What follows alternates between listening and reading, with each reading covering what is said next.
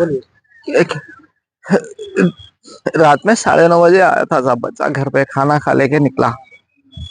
उसके बाद फिर नहीं आया। उनके घर को जा रहा हूँ, बच्ची के पास जा रहा हूँ, घर से फोन आया बोल के गया, उनकी बीवी के पास गया। उसके बाद नहीं आया घर को। सुबह को फोन आया, बच्चे बोले बच्चे को मार दिए बोल के बोले।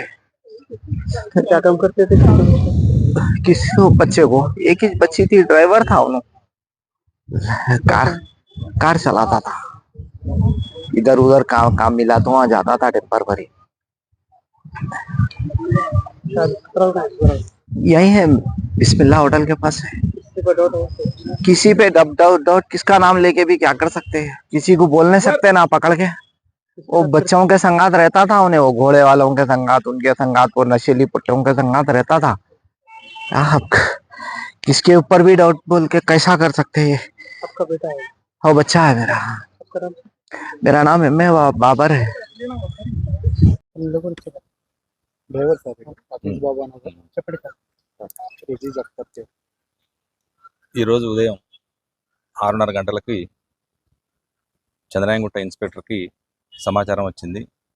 సమాచారం ఏంటంటే ఉమర్ కాలనీ పక్కన నాలా పక్కన ఉన్నటువంటి ఒక ఐసోలేటెడ్ ప్లేస్లో ఒక మగ వ్యక్తి, అందాజా 26 ఇయర్స్ ఏజ్ ఉన్నటువంటి వ్యక్తి ఒక డెడ్ బాడీ పడి ఉంది అన్నటువంటి సమాచారం రాగా, సమాచారంపై ఇన్స్పెక్టర్ ఇక్కడికి వచ్చి వెరిఫై చేసి చూడగా అతను అజీజ్ అఖ్తర్ సన్ ఆఫ్ బాబర్, వయసు 26 సంవత్సరాలు, వృత్తి డ్రైవర్ పనిచేస్తాడు. ఇతను పాత ఎంఓ అఫెండరు, బైక్ థెఫ్ట్లో ఉన్నటువంటి వ్యక్తి అని గుర్తించడం జరిగింది.